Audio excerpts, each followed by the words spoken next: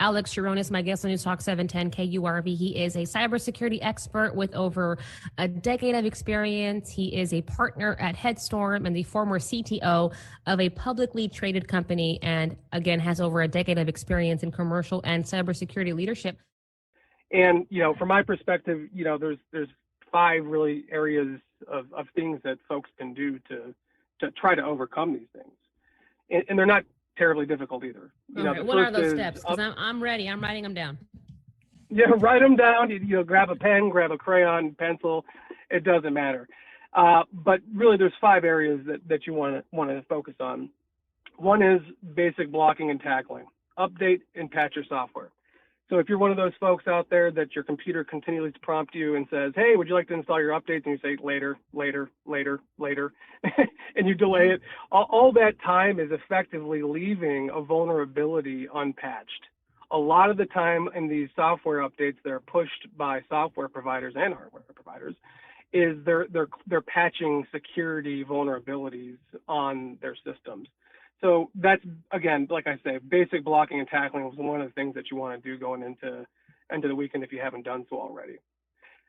The second one is really ensuring that your employees have strong passwords, and that's super important. If you have the opportunity, try to get everybody to move to a passwordless or zero trust environment that only allows authenticated and known devices to connect to a particular network.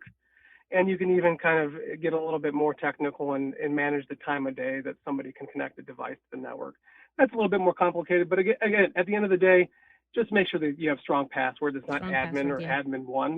We see that a lot of the times, and we've seen some large credit bureaus who have been breached in years previous that had servers, that had admin one as their passwords, and it's been, discouraging in our industry to see that because it's something that's relatively easy. The third of which is making sure folks implement multi-factor authentication, or MFA.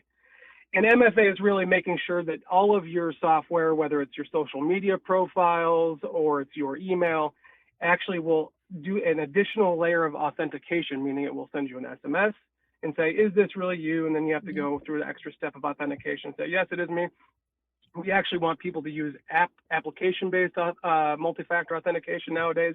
One of the things we're seeing a rise in is SIM cloning, and so it's pretty easy to go into a phone store now and replicate someone else's phone number on a SIM, and you can actually get all their text messages. That's another big one. So make sure you put MFA into practice. Finally, for those of you who have incident response plans, it's just like a fire drill, making sure that you know what your fire drill is if in fact the alarms go off. It's the same thing, practicing that and making sure that you understand what to do if something does go bump in the night. And then finally, making sure that you have not only up-to-date backups on your systems, but that you've tested those backups recently.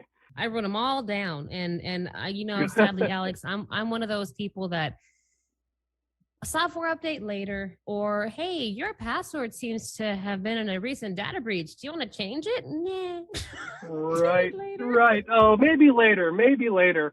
And that's what happens. And you can go to, it's not even the dark web. You can go to the clear web and see if your passwords have been exposed.